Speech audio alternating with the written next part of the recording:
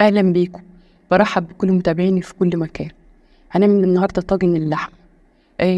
بسيطة ومكوناتها بسيطة وكلها موجودة عندي في البيت، وهيبقى طعمها جميل جدا لما تجربوها. معايا كيلو لحمة، نص كيلو لحمة، كل واحد وما أقدر. هقطعه واغسله، هرش عليه شوية ملح. هكون قبل كده أصلا غسلاه حلو، هو لسه زي ما هو كده. هقطعه كده واغسله وارش عليه شوية ملح وفلفل أسمر وأدعكها حلو وليمونة، وأقوم غسلاه. وبعد كده هقوم جايبه الطاجن اللي عندي. أنا في الوقت ده اكون مولعه فرن البوتاجاز عشان يسخن على درجه حراره 200. هكون جايبه بصلتين كبار ومقطعاهم طرنشات او جوانح اي حاجه، وهحط نص الكميه تحت في الطاجن من تحت، وهحط اللحمه فوق البصل زي ما حضراتكم شايفين، واقوم حاطه تاني طبقه البصل، ومعايا قرنين فلفل مقطعاه واحطه، ومعايا التوم. زي ما انت بتحبي كمية التوم. مش عايزة خلاص، مش عايزة توم، في ناس ما تحبش التوم خلاص، بس هو التوم بيديها نكهة حلوة وطعم حلو. هو الطاجن ده لحمته بيبقى طعمها جميل. اللحمة عايزاها تبقى حلوة، هتعمل شوشة الضلع، هتعمل الموزة. ما تجيبيش من الفخذ. الفخذ بتغيب في السوا، وما بتستوي بتبقى مفتلة وبتبقى طعمها وحش، فبتحسيش ان انت بتاكلي لحم.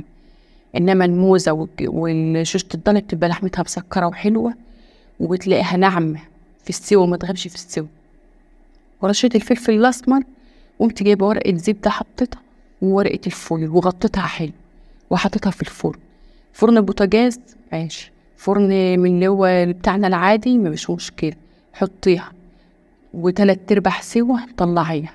هتحطي، يكون عاملة الطماطم ومصفياها، تحط لها الملح والطماطم وتحطها تاني في الفرن. ما عنديش فرن، احط صاجة على عين البوتاجاز واحط الطاجن ده، لان الفخار بالذات لو حطيتيه على النار مباشر لازم أن يطرقع منك. او انت كان سخن في الفرن او على البوتاجاز وشلتيه حطيتيه على مكان فيه ميه ولو حتى ميه بسيطه، يطرقع منك، فخافي من الحته دي.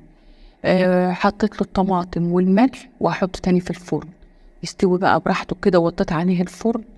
تشرب بقى من الطماطم والحاجات دي اللي نزلت منها دي اهي، جميلة، وكانت ناعمة وكان طعمها جميل وريحتها جميلة.